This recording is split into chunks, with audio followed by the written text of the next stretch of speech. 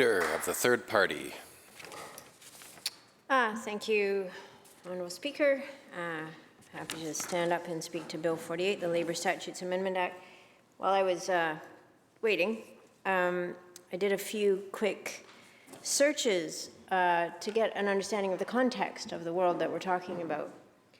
There was a study done by Simon Fraser University and the Centre for Policy Alternatives on precarious work recently. And of the people surveyed in BC, half of the workers between the ages of 25 and 65 have permanent full-time employers, which means half do not. So we're talking about a very significant portion of people in BC who are impacted by the reality of the gig economy. At the same time, well, a few more things. 40% of those precarious workers have more than one job. 59% had dental coverage, 54% medical, and 53% vision of the workers that were surveyed in this. But the workers in precarious work reported having poorer mental and physical health than the people who have permanent, stable work. And that's not surprising. We know that these working conditions can be very hard on people. It's not reliable. You can get called in an unexpected way, or you can lose shifts in an unexpected way.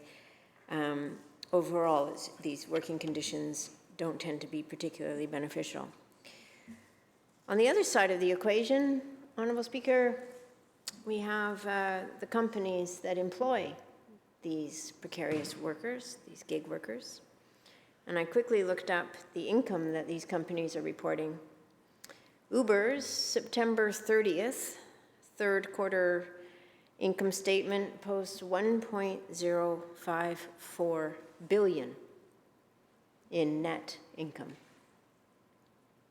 with a B. Uber, 1.054 billion. DoorDash revenue for third quarter is up 27% to 2.2 billion.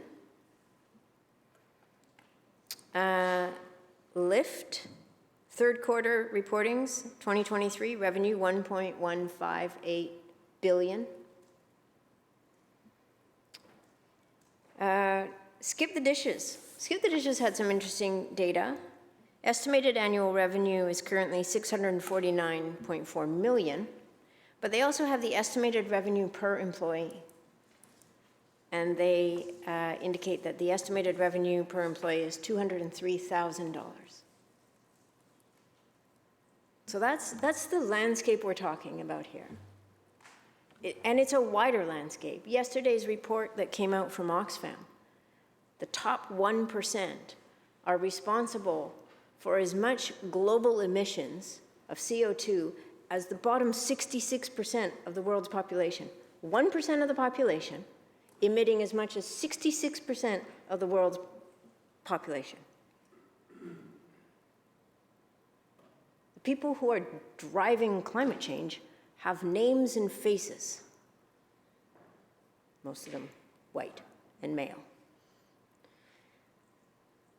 So it's really important to consider our conversation about Bill 48, the Labour Statutes Amendment Act, in this wider context of the fact that companies look at their employees as revenue generators. And one of them, Skip the Dishes, tells us each employee, each precarious worker, they expect to make $203,000 off of that person's labor. We can be absolutely certain that person is not making anywhere near $203,000. And yet this is the world we're in right now, where governments, even supposedly governments that are on the side of workers, take a long time and do the bare minimum to actually protect those workers.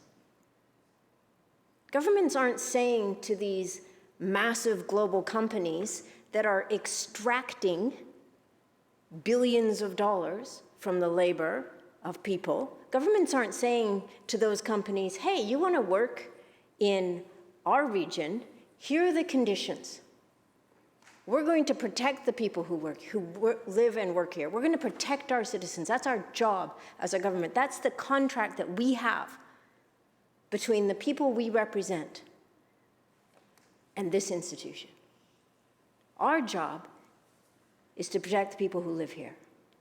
And yet, more and more, we seem to be in an exercise of protecting the profit margins of multinational companies.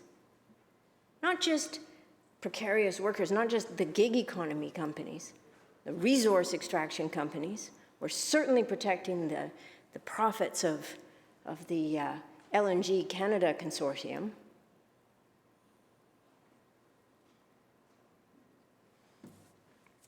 I think about this a lot, how this so-called, this globalized economy that we live in has brought us to a place where governments seem to have been put into this situation where our job is to make the conditions as favorable as we can for the multinational companies, while forsaking the well-being of the people that live here. We're talking about an affordability crisis in this province over and over again. Part of that affordability crisis is people don't make enough money. We have a growing inequality gap. We have a growing income gap. And while the shareholders can be assured of that $203,000 per employee return from Skip the Dishes, the people doing that delivery might have to go to the food bank because they're not making enough money to afford groceries. And we talk about all this affordability stuff and we hear all the rhetoric. We very, very, very rarely hear about the companies that are profiting from this affordability crisis. Very rarely. It's always, well, you guys should cut taxes. That's the kind of standard response we get. Nobody's talking about the billions upon billions of dollars that are going upward in this economy. Because the higher that ceiling goes, the lower the floor goes. And that's what we're talking about today. We're talking about the floor being about as low as it can possibly be. And what are we going to do to just lift it slightly? We talk about that a lot. How are we going to just lift the floor slightly? But we don't talk about lowering the ceiling.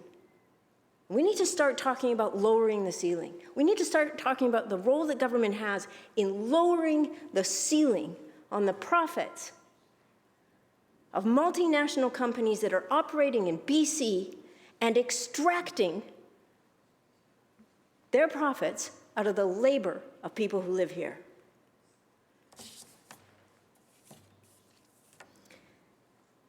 Setting minimum employment standards for drivers working for ride-hailing or app-based food delivery services is overdue, to say the least. We have a responsibility to ensure that workers are treated fairly, that platforms do their fair share when it comes to protecting workers' safety. Veronique Sioufi, researcher for racial and socioeconomic equity with the Canadian Centre for Policy Alternatives, the BC office, praised this government's decision to recognize gig workers as employees. Low bar. Platform companies have long used the misclassification of these workers to underpay them while burdening them with additional costs and risks, she said. The proposed changes are a step in the right direction, but they don't go nearly far enough. Many gig workers are new Canadians waiting for approval for foreign credentials. And I think all of us can agree that new Canadians who are working, contributing to the economy, contributing to our communities, should also be eligible for sick leave. and they should be paid for all of the time that they work. With Bill 48, the minister appears to essentially be deciding that these workers don't deserve the same treatment as all other employees in BC. And that's going to continue to exacerbate the racial inequality in the BC labor market. Veronique Siufi stated, quote, "So if they deserve to be treated fairly, why are they getting fewer protections than everyone else?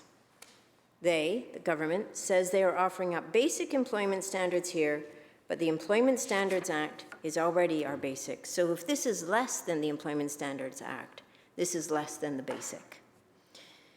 Siufi believes that some aspects of the proposed changes will have a contrary effect on workers.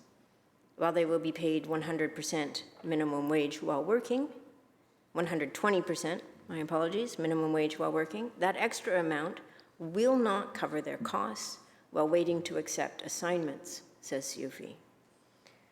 What this does, she says, is it lets platform companies kind of flood the market with as many workers as they want because they're not responsible for being efficient.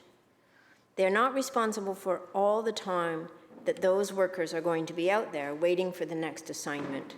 So there's going to be lots more competition for those assignments, even though those assignments might be paid at a slightly higher rate now.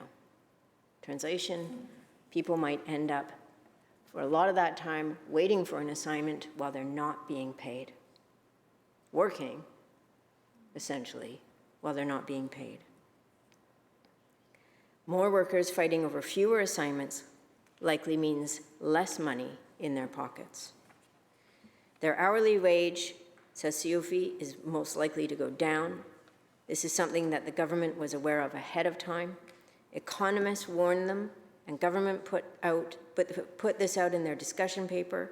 They knew that this would be a risk if they did not pay workers for all of their work time, including waiting to accept assignments. So my question is, why did government put this forward? Siufi thinks it's a reflection of the strength of lobbying from the platform companies.